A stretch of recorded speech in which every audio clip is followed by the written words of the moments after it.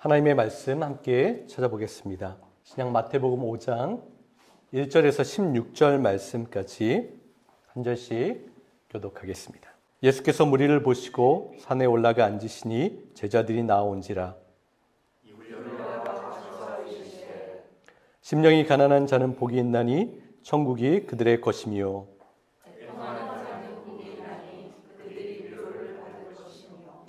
온유한 자는 복이 있나니 그들이 땅을 기업으로 받을 것이며,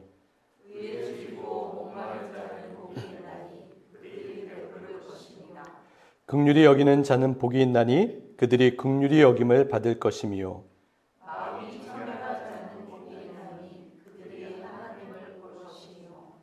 화평하게 하는 자는 복이 있나니 그들이 하나님의 아들이라 일컬음을 받을 것이며,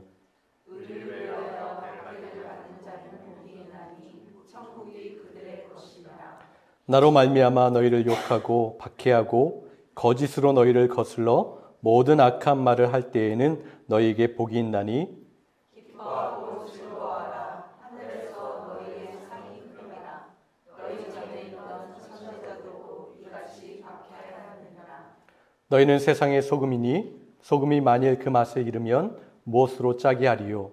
후에는 아무 쓸데 없어 다만 밖에 버려져 사람에게 밟힐 뿐이니라.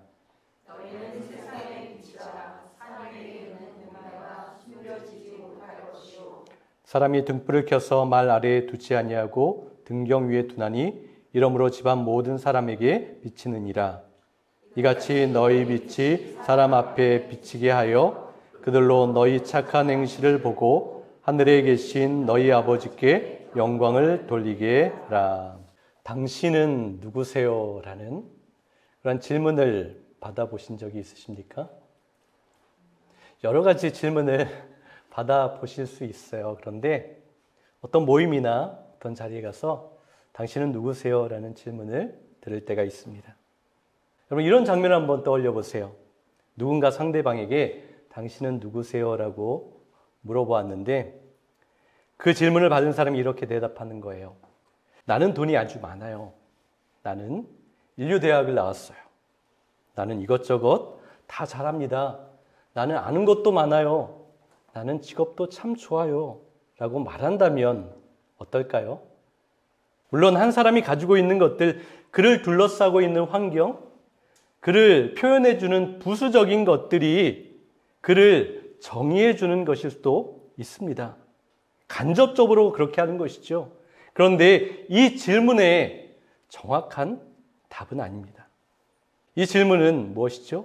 그 사람의 정체성을 물어보는 그런 질문입니다. 그가 걸치고 있는 것, 그가 가지고 있는 것, 그를 꾸며주는 그 모든 것들을 다 내려놓고 그 사람이 어떠한 존재인지를, 어떠한 사람인지를 물어보고 있는 거예요. 지난주에 베데스다 연못가에서 38년 된 병자를 함께 보았습니다. 그 병자에게도 예수님께서 질문하셨어요. 그 사람 앞에 찾아 나가셔서 이런 질문하십니다. 너는 낫기를 원하느냐라고 질문하셨을 때 그때 그 사람이 뭐라고 대답하죠? 딴소리를 합니다. 주님, 물이 움직일 때 나를 연못에 넣어주는 사람이 없어요.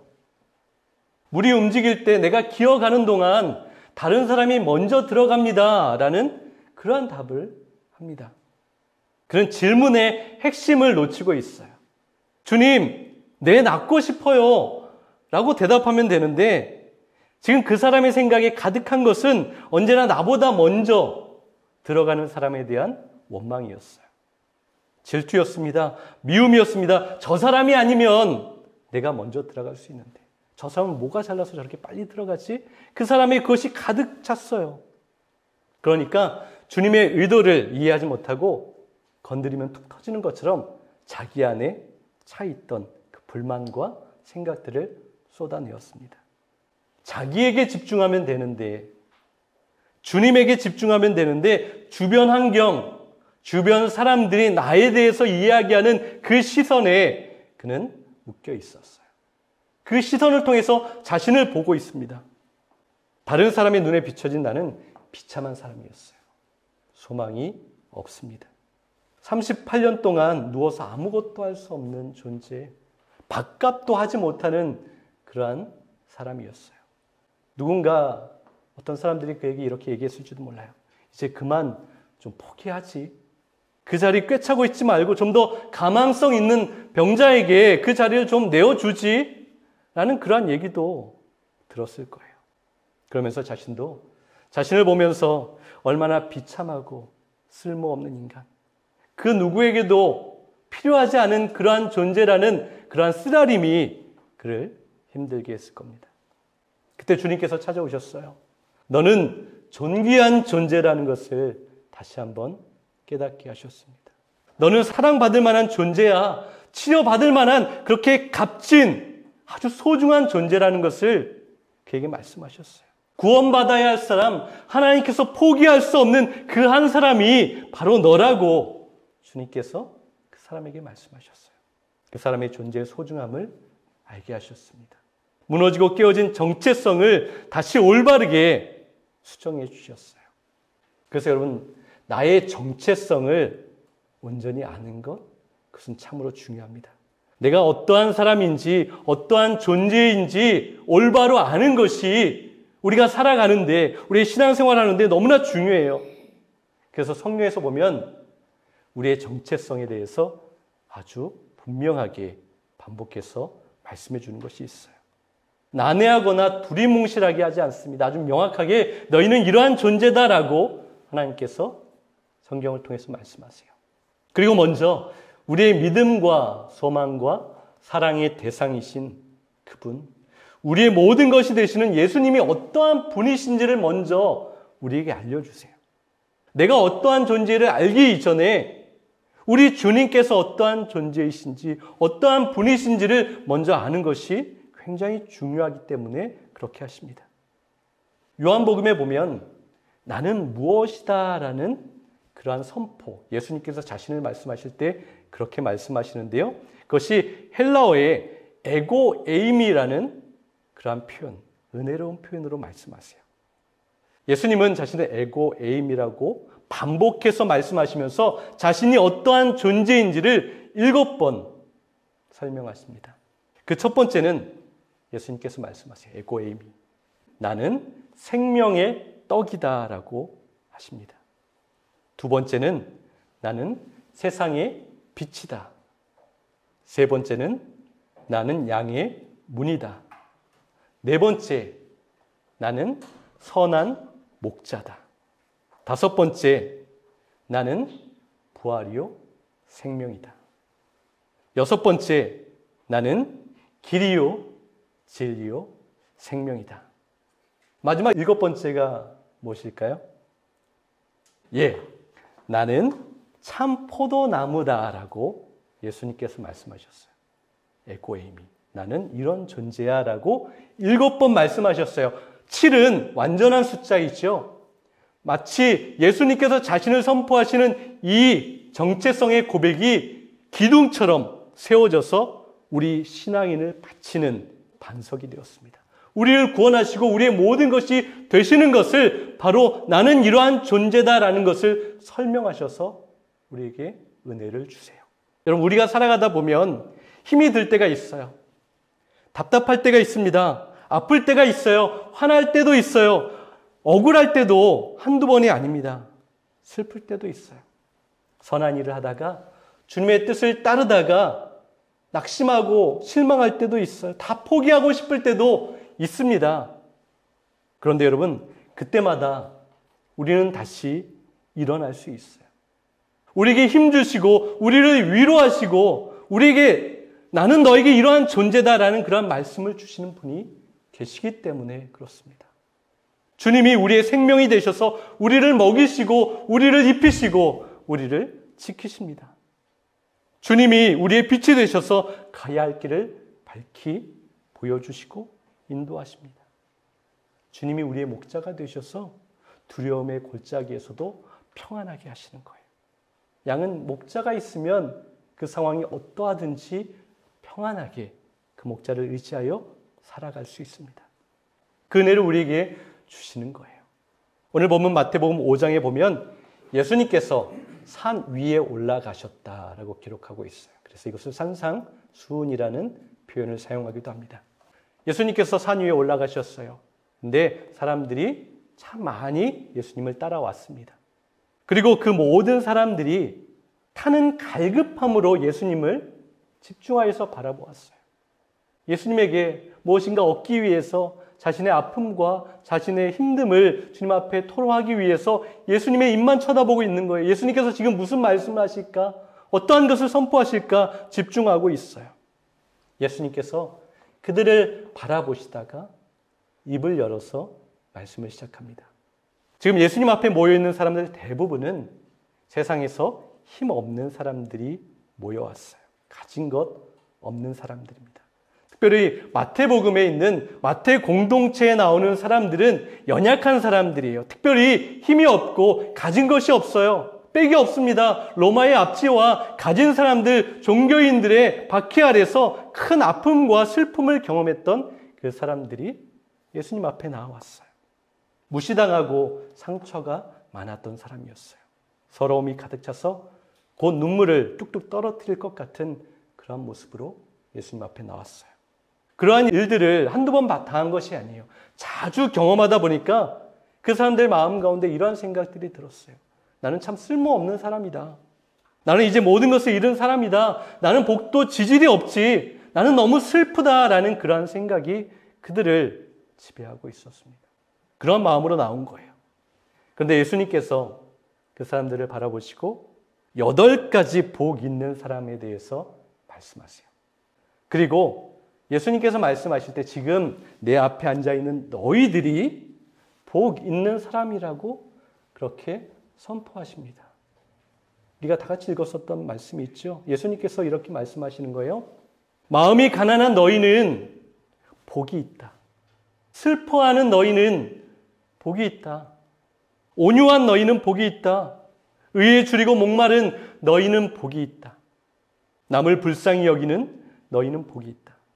마음이 깨끗한 너희는 복이 있다. 화평을 이루는 너희는 복이 있다.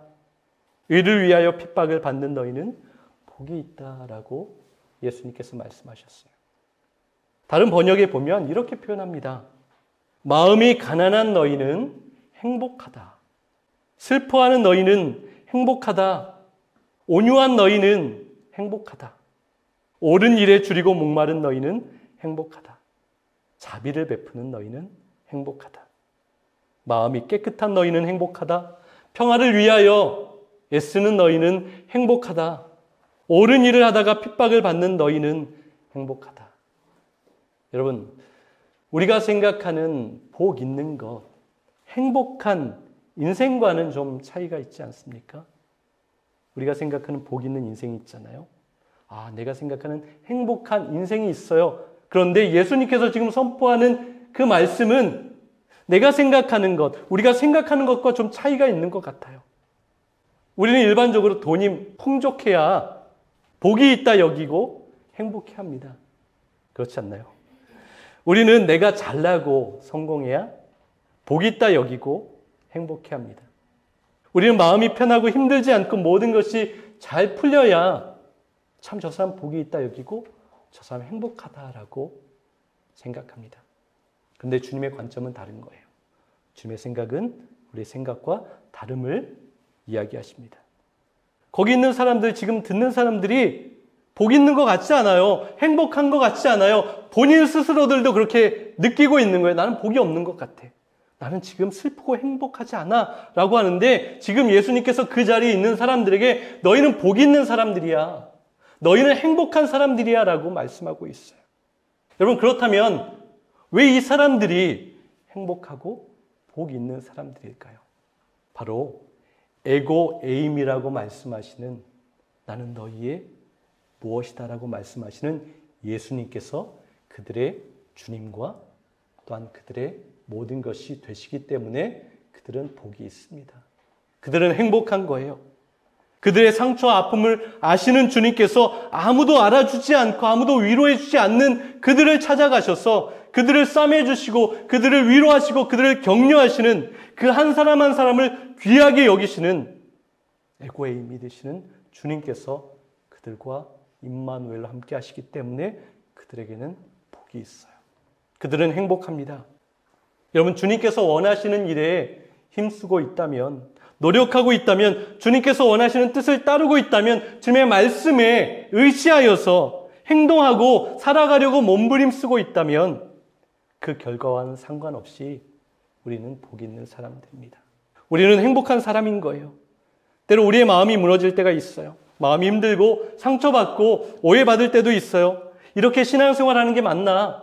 이렇게 교회 생활하는 게 맞나? 최선을 다해서 열심히 하는데 오해받고 욕도 먹고 좋지 않은 소리를 들을 때가 있어요. 그럴 때 오늘 주시는 주님의 말씀을 다시 한번 강하게 붙잡기를 원합니다. 5장 11절과 12절을 한번 보세요. 너희가 나 때문에 모욕을 당하고 핍박을 받으며 터무니없는 말로 갖은 비난을 다 받게 되면 너희는 복이 있다. 너희는 행복하다. 기뻐하고 즐거워하여라. 너희가 받을 큰 상이 하늘에 마련되어 있다. 앞에 구절과 뒤에가 맞지 않는 것 같아요. 핍박을 받는데, 터무니없는 말로 비난을 받는데 기뻐하고 즐거워하라는 것이 이해가 되지 않아요. 그런데 주님의 말씀은 항상 이렇습니다. 우리가 이해되진 않는데 주님께서는 더 옳은 길, 진리를 우리에게 말씀해 주고 있는 거예요.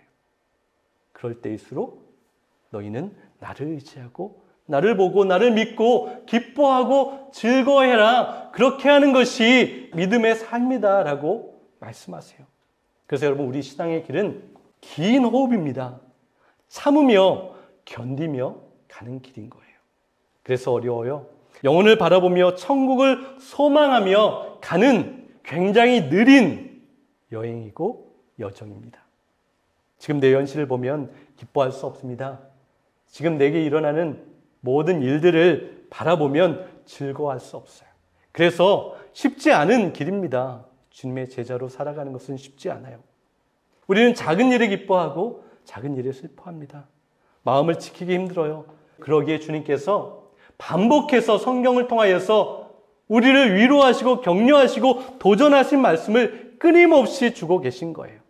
왜냐하면 우리는 그렇게 실망할 수밖에 없기 때문에, 그렇게 넘어질 수밖에 없기 때문에 그냥 그대로 두면 우리는 주님의 길을 걸을 수 없어요.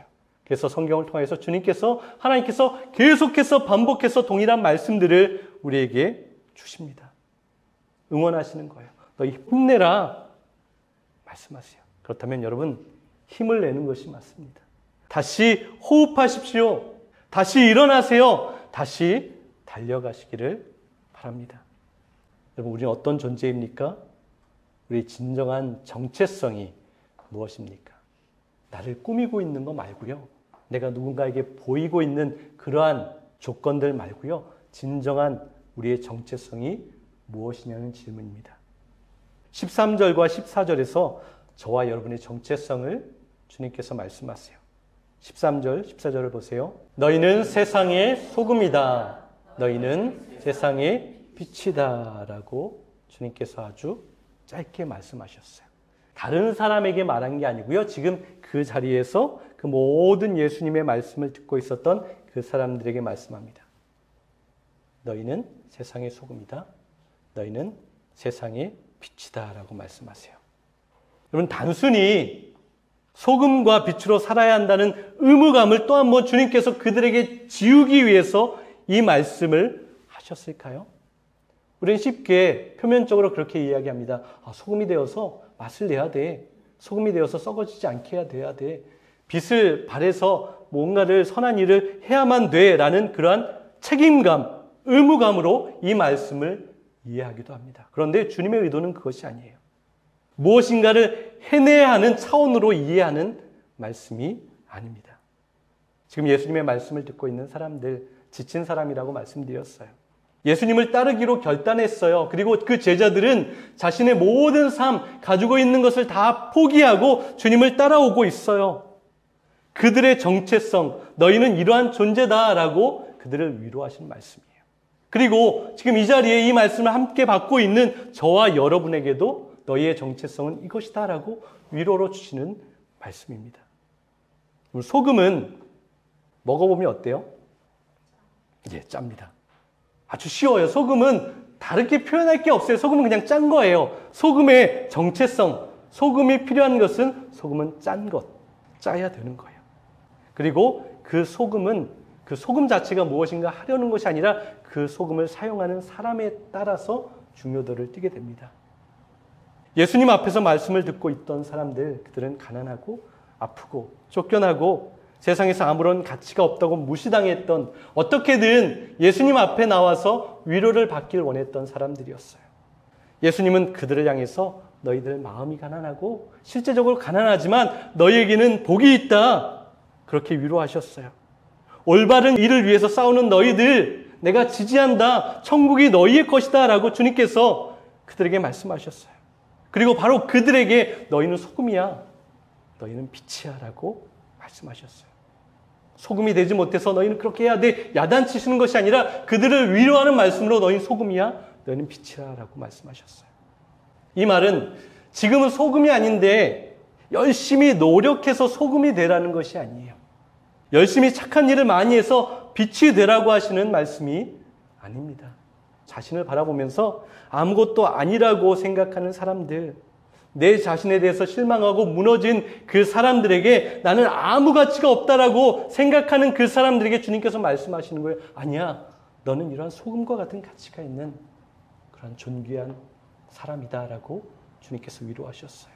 자신이 어둠 가운데 살고 있다고 스스로 감추려고 하는 사람들에게, 자신이 그늘의 음지에 살고 있다고 생각하는 그 사람들에게, 그래서 점점 숨으려고 하고 점점 갇히려고 하는 그 사람들에게, 아니야, 너희는 아름다운 빛이다, 사람들에게 따뜻함과 위로를 전하는 그런 빛이다 라고 주님께서 말씀하셨어요. 여러분, 밤에 산 위에 있는 불빛 하나는 아름답게 비치게 됩니다. 내가 그리스도인이고 빛 대신 주님을 모시고 사는 사람인 것을 드러내고 살면 애쓸 필요가 없어요. 스스로 주님께서 빛나시기 때문에 우리가 그 존재 자체로 빛이 나게 됩니다. 그럼 무엇인가를 하라는 말씀이 아닌 거예요. 빛을 모신 그 자체가 빛나는 존재가 됩니다. 그 정체성을 잊지 말라고 하는 거예요. 주님께서 우리가 분명히 알기를 원하십니다. 네가 믿는 자니까 이것도 해라, 저것도 해라, 이 정도는 해야지 네가 교회 다니는 사람, 믿는 사람이라 할 수 있지. 그 말씀을 지금 하시는 것이 아닌 거예요. 네가 무엇을 해도, 무엇을 하지 않아도 그 어떠한 상황에서도 너는 내 것이다, 너는 소금이야, 너는 빛이야, 존귀한 존재다라고 말씀하고 있어요. 이 진리를 의심하지 마라, 흔들리지 말라라고 하십니다. 그것은 너의 존재의 의미를 절대 잊지 말라는 거예요. 기억하라는 거예요. 그럼 내가 나를 볼 때 이렇게 말씀을 들어도 그래도 실망하잖아요. 스스로 자책합니다. 힘이 빠져요. 아무것도 더 이상 할 수 없을 것 같은 그러한 생각에 붙잡힐 때가 많아요. 그런데 여러분, 우리의 정체성은 내가 생각하는 것이 나의 정체성이 아닌 거예요.